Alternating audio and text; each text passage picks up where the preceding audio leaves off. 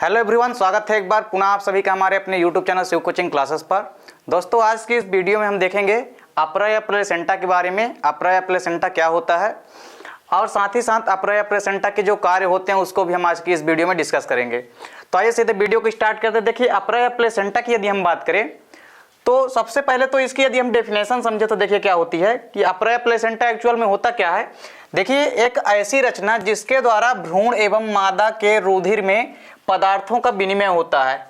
देखिए, एक ऐसी रचना जिसके द्वारा क्या होता है कि जो मादा होती है और उसके अंदर जो भ्रूण पल रहा होता है, तो मादा और भ्रूण के मध्य क्या होती है, एक ऐसी रचना होती है जिसके द्वारा रुधिर में पदार्थों का विनिमय होता है। यानी आपस में ये एक दूसरे से अटैच होते हैं और उनके मध्य रुधिर का क्या होता है, विनिमय होता है, यानी आदान प्रदान हो सकता है।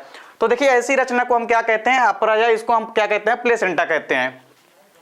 कैसी रचना? देखिए, इस प्रकार की रचना जिसके माध्यम से क्या होता है कि भ्रूण एवं मादा के रुधिर में पदार्थों का विनिमय होता है, उसे हम क्या कहते हैं, अपरा या प्लेसेंटा कहते हैं।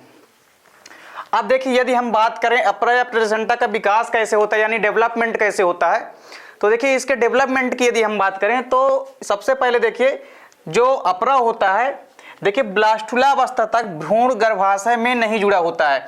देखिए, निषेचन के बाद क्या होता है कि जाइगोट बन जाता है, और जाइगोट बनने के बाद जब भ्रूण का विकास होता है तो उसमें कई सारी एम्ब्रियोनिक स्टेज आती है, जिसमें से एक होती है गैस्टुला अवस्था, उसके बाद आती है ब्लास्टुला अवस्था। तो देखिए, जो ब्लास्टुला अवस्था होती है, तो ब्लास्टुला अवस्था तक क्या होता है कि जो भ्रूण होता है यानी जो एम्ब्रियो होता है वो गर्भाशय से नहीं जुड़ा होता है। ब्लास्टुला अवस्था तक क्या होता है कि जो भ्रूण होता है वो गर्भाशय से अभी नहीं जुड़ा रहता है, और जैसे ही ब्लास्टुला अवस्था में आ जाता है उसके बाद जो भ्रूण होता है वो किससे जुड़ जाता है, वो जुड़ जाता है जाकर के, ये जुड़ जाता है किससे, जाकर के गर्भाशय में जुड़ जाता है। तो देखिए, ब्लास्टुला अवस्था तक भ्रूण जो है गर्भाशय से नहीं जुड़ा होता है, और इस समय तक यह स्वयं के पोषण पर निर्भर करता है। और देखिए, जब तक भ्रूण जो है गर्भाशय से नहीं जुड़ा होता है तब तक क्या करता है, यह अपने ही पोषण पर निर्भर करता है, यानी अपने द्वारा ही इसमें क्या होता है, पोषण होता है। इसके बाद क्या होता है, इसके बाद देखिए ब्लास्टुला गर्भाशय की दीवार पर प्रत्यारोपित होकर उससे पोषण प्राप्त करते हैं। तो देखिए, यहाँ पे हमारे पास जो संरचना है, इस संरचना में आप समझिए कि ये पूरी की पूरी जो संरचना है ये किसकी संरचना है, ये अपरा या प्लेसेंटा की संरचना यहाँ पे है। देखिए, इस संरचना में यदि हम बात करें, देखिए ब्लास्टुला अवस्था में क्या है कि गर्भाशय की दीवार पर क्या हो जाता है, प्रत्यारोपित हो जाता है, यानी जो भ्रूण होता है वो ब्लास्टुला अवस्था में क्या है, कहाँ जाता है, गर्भाशय में जाता है और वहाँ स्थापित हो जाता है। तो देखिए, यदि ये हमारा क्या है, पूरा का पूरा भाग जो है गर्भाशय है, अब इसके अंदर का पूरा जो भाग होता है यही भाग क्या कहलाता है, प्लेसेंटा का भाग है। अब देखिए, ये जो भ्रूण का पूरा डेवलपमेंट है ये कैसी अवस्था में है, ब्लास्टुला अवस्था में। देखिए, इसमें क्या होता है कि इसके चारों ओर, देखिए ब्लास्टुला अवस्था में क्या होता है कि इसी अवस्था में देखिए चारों तरफ एक सतह का विकास हो जाता है। देखिए, ब्लास्टुला अवस्था में ही चारों तरफ एक सतह का विकास हो जाता है, जो भ्रूण होता है उसके चारों तरफ एक सतह बन जाती है। देखिए, ये जो डायग्राम है हमारा, यहाँ पे हमारे अंदर की ओर क्या, अंदर की ओर भ्रूण का विकास हो रहा है, और ये जो भ्रूण का विकास हो रहा है देखिए इसके चारों तरफ ये जो ब्लू कलर से दिखाया गया है, ब्लू कलर से यहाँ पे कि देखिए क्या बन जाते हैं, इस तरह से कुछ सतह बन जाती है। इस सतह को हम क्या बोलते हैं, कैरियन बोलते हैं। ये देखिए, इस सतह को हम क्या बोलते हैं, कोरियन, या इसको हम जरायु बोलते हैं।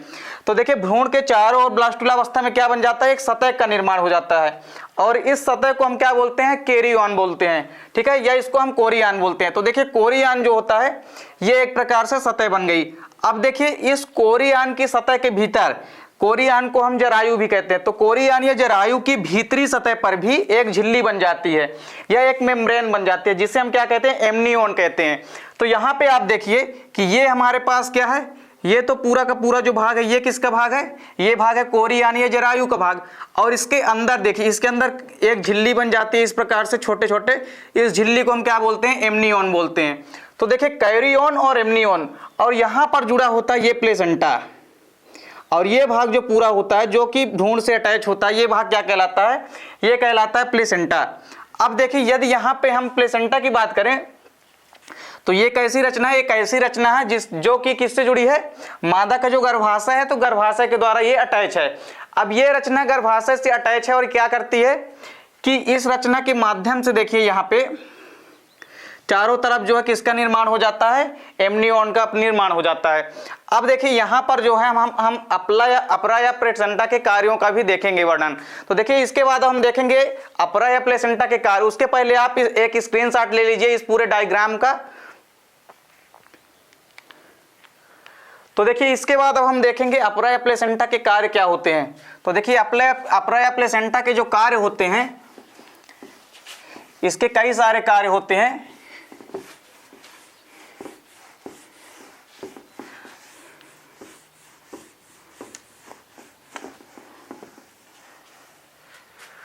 तो देखिए अपरा या प्लेसेंटा के अब हम कार्यों को देखेंगे यहाँ पे।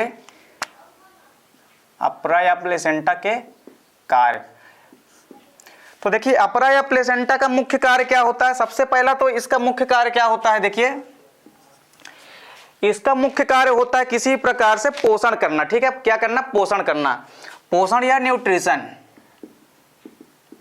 तो पोषण,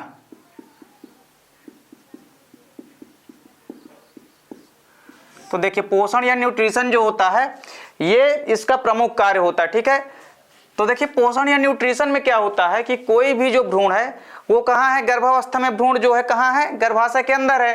तो देखिए इसमें क्या होता है कि जो मादा होती है, तो मादा के द्वारा ही जो पोषण पदार्थ होते हैं वो अपरा के माध्यम से कहाँ जाते हैं, भ्रूण में जाते हैं। तो इसका मुख्य कार्य क्या होता है कि मादा से भ्रूण में पदार्थों का पोषण करना है ना, या पोषण प्रदान करना, या पोषण का आदान प्रदान जो है किसके माध्यम से होता है, पूरा का पूरा किसके माध्यम से होता है, अपरा के द्वारा होता है। तो यहाँ पे हम कह सकते हैं कि देखिए अपरा जो है मादा से क्या करता है, पोषण प्राप्त करता है और पोषक पदार्थों को क्या करता है, विकसित होते हुए भ्रूण में पहुंचाता है। देखिए जो भी पोषक पदार्थ होते हैं तो मादा के द्वारा जो विकसित हो रहा भ्रूण होता है उसको पहुंचाया जाता है। ये क्या होता है, पहला कार्य होता है किसका, अपरा या प्लेसेंटा का। यानी भ्रूण को क्या प्रदान करना, भ्रूण को पोषण प्रदान करना, भ्रूण को मादा से पोषण प्रदान करना। ये क्या होता है, ये पहला कार्य होता है अपरा या प्लेसेंटा का। इसके बाद देखिए अपरा या प्लेसेंटा का दूसरा कार्य क्या होता है, दूसरा कार्य होता है गैसों का विनिमय, गैसों का विनिमय। तो देखिए गैसों का विनिमय क्या होता है, जैसे मान लीजिए O2 को जैसे मादा ने अंदर लिया तो मादा के O2 के द्वारा ही क्या होगा, वो O2 कहाँ जाएगी, अपरा यानी अपरा के माध्यम से भ्रूण या एम्ब्रियो तक जाएगी और भ्रूण को भी क्या करेगी, ये ऑक्सीजन प्रदान करेगी और वहां से जो भी कार्बन डाइऑक्साइड वगैरह बाहर निकलेगी तो अपरा या प्लेसेंटा के माध्यम से ही मादा के द्वारा होते हुए बाहर निकलेगी। तो यानी हम समझ सकते हैं कि जो गैसों का आदान प्रदान होता है वो किसके द्वारा होता है, अपरा या प्लेसेंटा के द्वारा ही होता है भ्रूण में। तो देखिए ये दूसरा कार्य था क्या, गैसों का विनिमय या गैसों का आदान प्रदान। तो गैसों का विनिमय या इसको क्या बोलते हैं, गैसों का विनिमय या आदान प्रदान। तो गैसों का विनिमय या आदान प्रदान ये क्या होता है, मुख्य कार्य होता है अपरा या प्लेसेंटा का। अब देखिए यहाँ पे एक और मुख्य कार्य है अपरा या प्लेसेंटा का।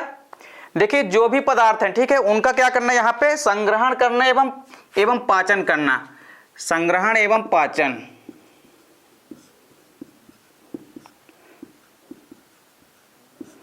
संग्रहण एवं पाचन। तो देखिए जो अपरा या प्लेसेंटा होता है यह मुख्य रूप से वसा और ग्लाइकोजन का क्या करता है, वसा और ग्लाइकोजन का पाचन करता है। ये वसा व ग्लाइकोजन का, वसा व ग्लाइकोजन का संग्रहण करते हैं। देखिए जो अपरा या प्लेसेंटा होता है यह मुख्य रूप से क्या करता है, वसा और ग्लाइकोजन का संग्रहण करता है।